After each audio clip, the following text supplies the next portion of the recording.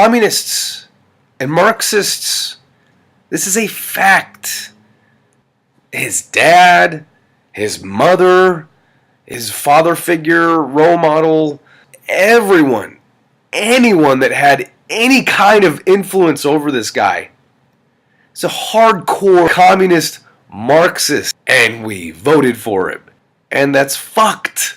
Even at my most liberal, all right, I'm still a capitalist, and it's always been like that. And I think you can be a liberal capitalist. I think you can, believe in private property and believe in competition and checks and balances and the whole trading system, the whole, entrepreneurial spirit, all that stuff. Wall Street, for the most part, is a great thing. It's an awesome thing. Capitalism, drive. It is why America is the hotbed and is given the world everything. Dude, everything. We gave the world the bulb, the light bulb, the telephone, the computer, the internet, the microprocessor. Everything that is amazing in this world, America gave to it because of capitalism. It's just a fact. And you can be a progressive and a liberal and be okay with that and believe in that.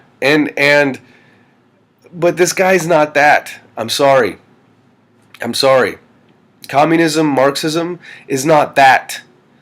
It's different. I was way more progressive like 4 to 8 years ago than I am now. But you could even then, I was still capitalism's all right. I mean, you can't have unfettered capitalism. You can't have crony capitalism or this super Ayn Randian, 100% deregulated capitalism. That's just as radical to the right as communism is to the left. You can have a balance, but the only way you can have that good, healthy balance is with capitalism. Capitalism has some skeletons in the closet. It's responsible in some ways for a lot of deaths. But guess what's responsible for more deaths? Socialism and communism. You can't hold a candle to the amount of deaths socialism and communism have caused. Cumulatively, probably 100 million. 100 million. Capitalism, even America's entire foreign policy, doesn't come close to that amount of deaths. Socialism and communism have created the highest body count you could ever muster. And to have this idea that good people can make it happen. As long as you're good and altruistic enough, you can make socialism work. Socialism has never worked. It's always failed. I don't mean socialist programs, socialist policies. I know those to a certain degree work, but actual socialist societies where there's just socialism, where there's just communism, it doesn't work. It doesn't work. And it leaves a huge body count.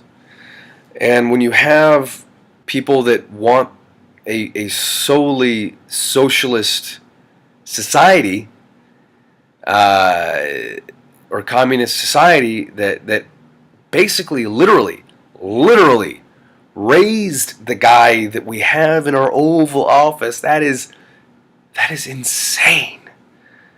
That is insane, and it is crazy.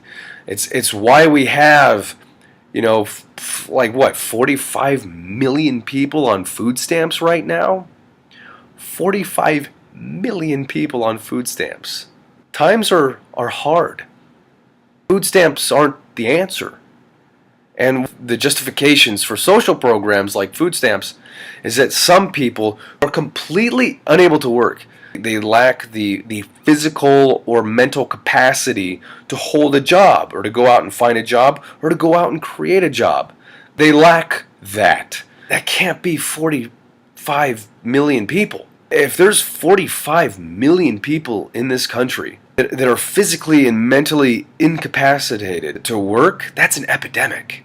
there's something that's happening right now that's causing 45 million people to not work. That is a sick epidemic. And then the thing with the kids getting food stamps, even if we could afford that, which maybe we can, I don't know. I don't know that much about that part of the debate. Can we afford that? The taxes, the debt, the deficit, all that.